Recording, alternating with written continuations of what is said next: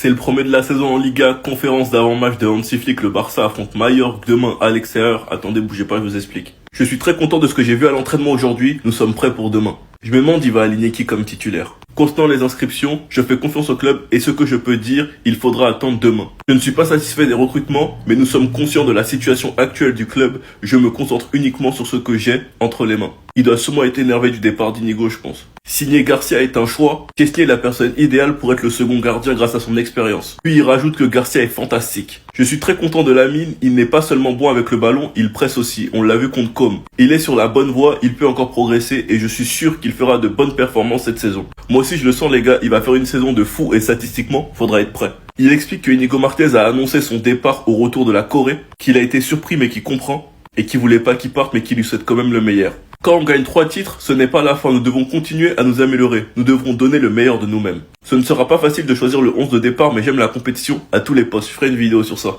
Demain nous affrontons Mallorca et le prochain adversaire sera Levante, sachant qu'actuellement ils n'ont pas beaucoup de joueurs enregistrés. Puis ensuite le dernier match du mois d'août, Rayo Vallecano. Enfin bref, sinon vous les gars vous en pensez quoi? Ramenez sur Snap, on s'ennuie. Puis qu'on a parlé en conférence et je vous l'avais dit, là où on va bien manger cette saison, c'est au niveau de la concurrence, car Flick fonctionne à la méritocratie. Donc les joueurs vont devoir se battre pour leur place malgré leur statut. Même s'il y a des joueurs qui sont intouchables, vous le savez tous. Il explique en disant, ce n'est pas facile de choisir le 11 de départ, mais j'aime la compétition à tous les postes. Puis ensuite il parle de Fermin, donc la concurrence entre Olmo et Fermin. La saison dernière, il a été spectaculaire. Olmo peut aussi jouer à ce poste, il faut bien gérer la situation pour que tout le monde se sente important. Je suis content de Fermin, je n'ai pas été très satisfait de lui en pré-saison, mais il a progressé ces 2 dernières semaines. Puis il dit, je ne pense pas que nous ayons besoin de renforts, nous avons vu les performances de Gérard Martin en défense centrale, c'est une bonne option, j'aime les joueurs polyvalents. On commence par l'endroit où il y aura le plus de concurrence au milieu de terrain. On connaît les titulaires de la saison dernière, c'était qui? Pedri, De Jong, Olmo. Maintenant dans la balance, il y a un Gavi qui a pris du temps pour revenir des croisés. Bernal, on va pas trop le brusquer parce qu'il revient des croisés, mais il faut quand même faire attention à lui. Il y a quand même un Casado qui avait prouvé en début de saison l'année dernière. Et Fermin qui arrive avec la dalle. Avec le départ de Inigo Martinez, les cartes sont redistribuées en défense. Pour l'instant, je pense que c'est Koubarsi à Araujo les titulaires, mais il y a un Christensen à ne pas négliger. Eric Garcia qui se montre tellement bon que Flick est obligé de le mettre dans les plans, le faire jouer défenseur central, ou bien même le faire jouer à droite et pousser Koundé à jouer défenseur central. L'attaque du Barça, vous la connaissez avec Rafinha et Lamine. Rooney qui peut être une bonne doublure à Lamine. Et pour l'instant, ça va se battre pour le poste de numéro 9 entre Rashford, Lewandowski et Ferran. Enfin bref, sinon vous les gars, vous en pensez quoi? Ah oui, sur ta personne, s'ennuie.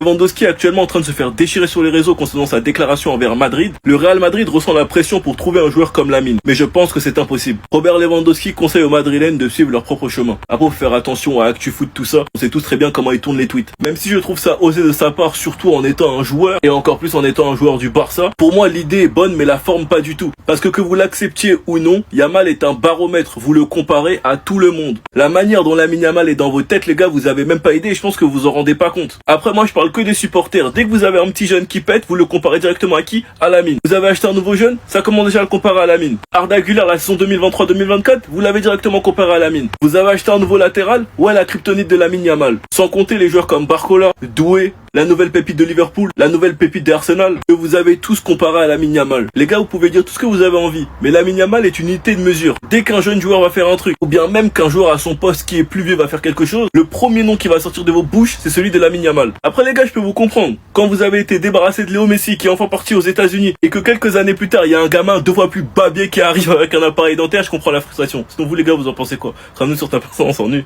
Même si la Porta nous a confirmé que Rashford et Garcia sont enregistrés, on veut voir. On veut voir sur le site de la Liga. Tant qu'on voit pas, on n'y croit pas. On attend de voir. Depuis, moi je suis là, je refresh le site de la Liga officielle, je vois pas les noms.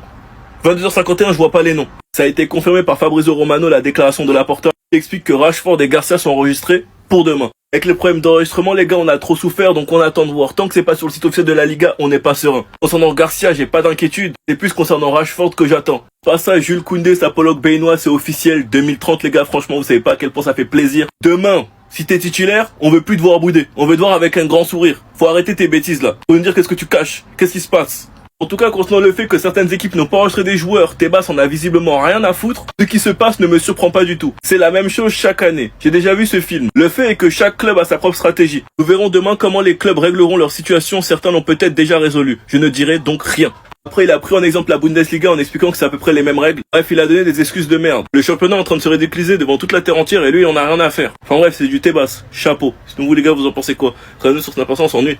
Les gars, peut-être que je suis pas objectif, hein, mais le comportement d'Isaac envers Newcastle, qui était le seul club qui a posé sur lui quand il était à la Sociedad, moi je le trouve honteux. Combien de clubs étaient prêts à poser autant sur lui pour le sortir de la Sociedad? Pas beaucoup. Il y avait peut-être même que Newcastle. Certains n'ont même pas connu Isaac à Dortmund ou à la Sociedad, mais à Newcastle. Ils ont développé Isaac, ils ont construit autour de lui. C'est un joueur qui est dans le cœur des supporters de Newcastle. Et la première saison où il finit dans les meilleurs buteurs de Première Ligue, il se décide de se barrer. Sachant que les conditions pour qu'il reste, c'était que son club joue la LDC. Bah, son club joue la LDC la saison prochaine. Il faut savoir, c'est qu'on entendait limite plus un départ de Gordon que d'Isaac. Isaac, c'était limite impensable. Surtout que quand tu regardes le mercato de Newcastle qui ont cherché un attaquant fatigué, ils se sont fait refuser limite par tout le monde. Leur dernière chance se trouve ici, vraiment refusée par tout le monde. Sachant que de base, leur plan n'était pas d'acheter Ekitike pour remplacer Isaac, mais de jouer avec les deux. Et au final, Liverpool a acheté Ekitike, et c'est bizarrement à ce moment-là que Isaac a dit qu'il voulait partir à Liverpool.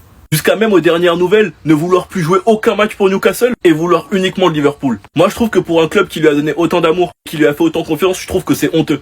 La manière dont il part, c'est pas classe. Les supporters de Newcastle sont comme ça actuellement. Beaucoup de personnes font passer Newcastle pour une prison qui ne veut pas faire partir Isaac alors qu'il veut se barrer. Et certains n'arrivent pas à comprendre qu'ils peuvent pas le remplacer. Ils se sont fait recal par tout le monde. Donc si en plus de ça Isaac se barre, bah il les met dans la merde. Enfin bref, sinon vous les gars, vous en pensez quoi? Ramenez sur la personne, on s'ennuie.